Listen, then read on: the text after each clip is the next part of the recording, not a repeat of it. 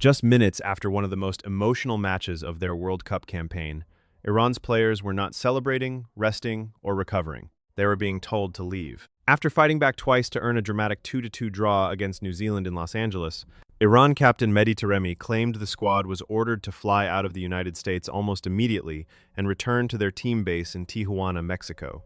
And what should have been a proud opening night performance quickly turned into a storm of frustration, pressure, and anger behind the scenes. Taremi did not hold back. He described the situation around the team as a disaster, said the players were under a lot of stress, and urged FIFA to offer Iran more support during what he called an extremely difficult tournament environment. This was not just a football story anymore.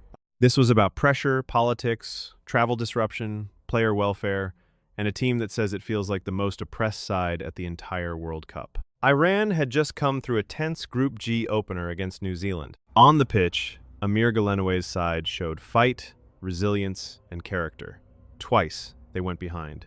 Twice, they came back. The final score was 2-2, and for Iran, it was a result that kept their World Cup hopes alive. But even before the match began, the atmosphere was charged.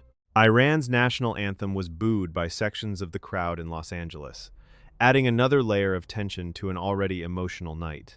Then, after the final whistle, the situation became even more complicated. According to Captain Mehdi Taremi, the team had originally expected to stay in Los Angeles overnight, complete a recovery session the next morning, and then travel back to Tijuana around lunchtime.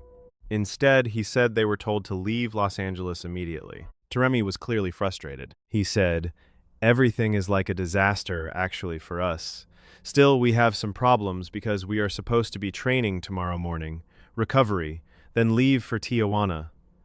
But that plan, according to him, had suddenly changed. He added, "But we have to leave Los Angeles right now, and it's not good for us. It's not good for the football, because in World Cup you have to prepare good for the next game." For a team trying to recover from a physically demanding opening match, that disruption mattered. At the World Cup, details are everything. Recovery, sleep, travel, training, rhythm, all of it can affect the next performance. And Iran still have 2 huge group games ahead.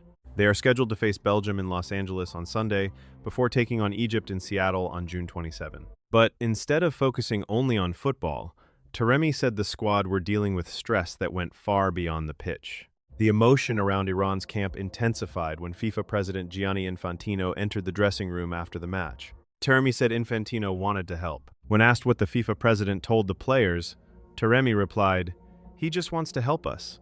It's the beginning of the World Cup now, and he will help us." But despite that meeting, the Iran captain made it clear that the players felt unsupported. He said, "Because it is a lot of stress for the players and the staff and everyone, but we don't have that support, and I think FIFA have to help us more than this."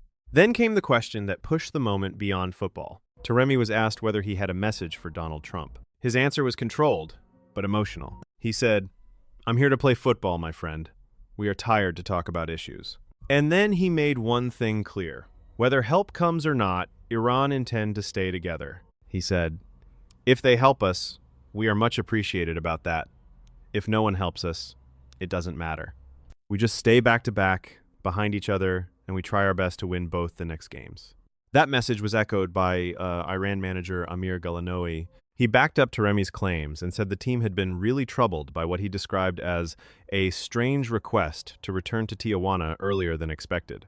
Ghalenoui said, "We were supposed to stay tonight and return tomorrow lunchtime, but I have no idea why, and they haven't told us." Then he delivered the strongest line of all. "Our team is the most oppressed one in the whole World Cup. For Iran, this tournament has already been surrounded by intense pressure." The article states that the situation comes amid Iran's ongoing conflict with the United States, following missile strikes in a joint operation with Israel.